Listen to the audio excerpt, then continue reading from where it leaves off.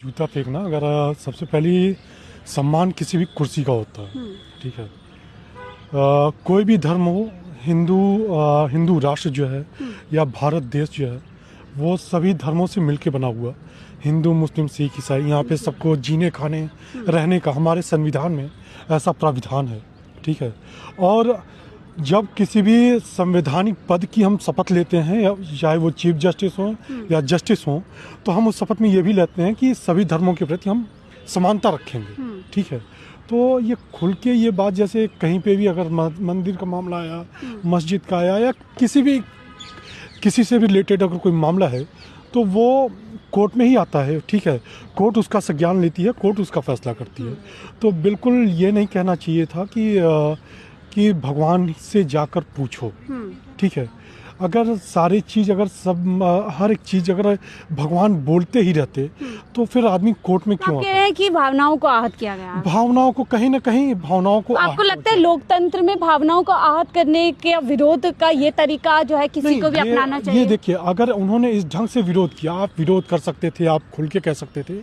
वो कुर्सी पे बैठे हुए हैं, ठीक है। उस कुर्सी को लोग पाना चाहते हैं, उस कुर्सी की लोग इज्जत करते हैं। तो अमित शाह ने देखिए संसद के अंदर अम्बेडकर वादियों का मजाक उड़ाया, अम्बेडकर करते हैं। किसी ने विरोध इस तरीके का रास्ता नहीं अपनाया, सबने विरोध जताया था लोकतांत्रिक तरीके से। देखिए, हम बिल्कुल हमारे संविधान में एक लोकतांत्रिक तरीके से विरोध जता सकते हैं, लेकिन किसी भी तरीके से अगर वो सर्वोच्च पद पे बैठे हुए हैं, एक संवैधानिक पद है, वहाँ पे लोग जाने के लिए न जाने कितनी प्रयास करते हैं, फिर भी असफल हो जाते हैं। सबका सपना होता है कि उस कुर्सी को पाने के लिए, तो ये इस तरीके का विरोध मानते हैं कि गलत हो सकता है, लेकिन उनका विरोध करने का तरीका कुछ और तरीका। तो फिर सबकी ये भावनाएं आहत हो जाएंगी। कल को अम्बेडकरवादी अमित शाह पे जूता फेंक सकते हैं, कुछ और कर सकते हैं। क्या आप किसको? मैं टोटली इस बात को, मैं क्या कह रहा हूँ आप उस बात को समझिए।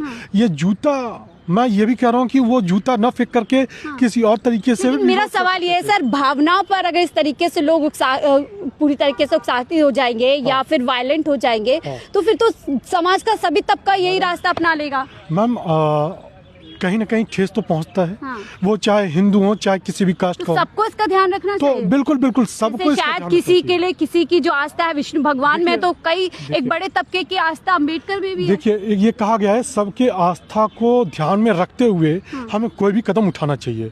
हमें किसी भी, हमारे संविधान में भी कहा गया है कि हम कोई भी काम कर रहे हैं तो किसी के भावनाओं को। बुलडोजर से क्या आपत्ति हो सकती है? अगर कानून कहता है कि देश कानून से चलेगा, बुलडोजर से नहीं, इसमें क्या किसी को आपत्ति हो सकती है? देखिए, बुलडोजर से कानून नहीं। अगर क्या लोग अपना मकान बनाते हैं, लोगों का सपना होता है, लोग कितने साल परिश्रम करते हैं, आदमी कमाता तो सबको ही है, लेकिन मकान सब नहीं बना सकते हैं।